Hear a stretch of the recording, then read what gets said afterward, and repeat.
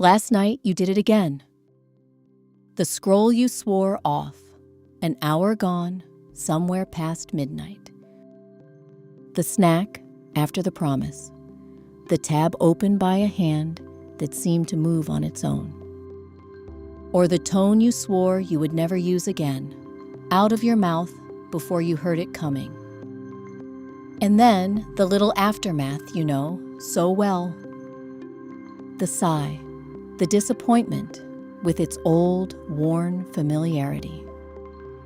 The vow, made again in the very same words as last time. Tomorrow will be different.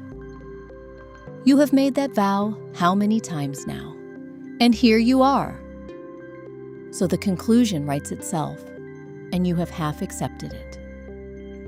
Weak will, broken discipline, something soft at the center of you that other people apparently do not have. Here is what I want to show you. That the conclusion is wrong, not gently wrong, wrong about the whole mechanism. Why the thing you call weakness is closer to geology. Why hating yourself for the habit is the one move guaranteed to deepen it. And what a very old tradition did about it, because its answer was never willpower. Watch what repetition actually does, anywhere in nature. Water crosses fresh ground and leaves a faint line. The next flow finds that line because the line is now the easiest path, and it deepens it.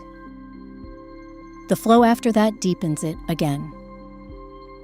Give it time, and you have a channel, then a gully, then a canyon. And now all the water for miles goes one way. Not because the water is weak, because the landscape decides. And the landscape was built by every flow that came before. Your mind is that ground. Every repeated act cut a line. Every repetition of the line deepened it. The midnight scroll, the snack, the snap, each one carved by years of your own traffic. By now they are not really choices, they are channels. At the trigger moment, the tired evening, the stress, the boredom, the water simply goes where the ground is deepest. Of course it does. So look at what you have actually been attempting. Standing at the edge of the canyon, commanding the river to flow uphill. And calling yourself weak when it will not. Willpower against a carved channel was never a fair fight. It is not your character that keeps failing you. It is your strategy. The old seers watched this exact mechanism with complete clarity, and they named every part of it. In the Yoga Sutra, Patanjali gives the carved line a name. The impression left by an action, lying in the mind, like a groove in the ground, waiting to shape the next flow. Every act deposits one, repeated acts deepen theirs. Your present is running through channels your own past cut. And most of what feels like choosing is just water finding its bed. Saṁskāra, the groove that repetition carves into you. And for the way an old habit lingers, the tradition chose a stranger, more beautiful word. Vasana. It grows from a root that means to dwell, to linger, and in its other sense, to perfume, the thing that stays behind. A clay jar keeps the smell of whatever it first held, long after the jar is emptied and washed. Your tendencies are that, not a verdict on your character. Only the lingering scent of what you have repeatedly stored. Empty the jar as often as you like, until something new is kept in it, the old scent is what greets you at the rim. Now here is the twist inside that first word, and it is the whole way out. The same word means something else, and every child of that culture knows the second meaning. Saṁskāra, the very same word, the sacred ceremony, the chosen rite. The rites of a life, a naming, a first taste of food, a marriage. Deliberate, structured, repeated acts, performed at a chosen moment. The tradition used one single word for the groove that life carves into you by accident. And the groove you carve into yourself on purpose. That is not sloppy vocabulary. That is the teaching. Habit and ceremony are the same machinery. Repetition carves, always, either way. You do not get to opt out of being carved. The only question is whether any of the carving is chosen. You will never scold water out of a channel. But you can cut a new one, deliberately, a little deeper each pass, until one day the water prefers it. Ceremony is only habit that was carved on purpose. And the cure for an accidental groove was never willpower. It was a chosen one. One more mechanism, and it explains the part that feels cruelest. Notice what happens after the habit fires. The shame arrives.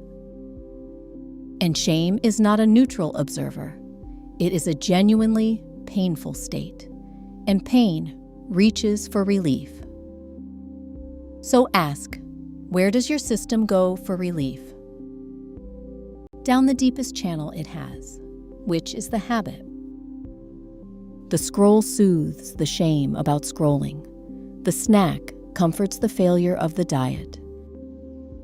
The groove relieves the pain of having a groove, and the loop closes, and each turn cuts it deeper. So the self-hatred was never discipline. It was rainfall, feeding the very river it despises. This is why the moralizing has to stop first, not only as kindness, though it is kind.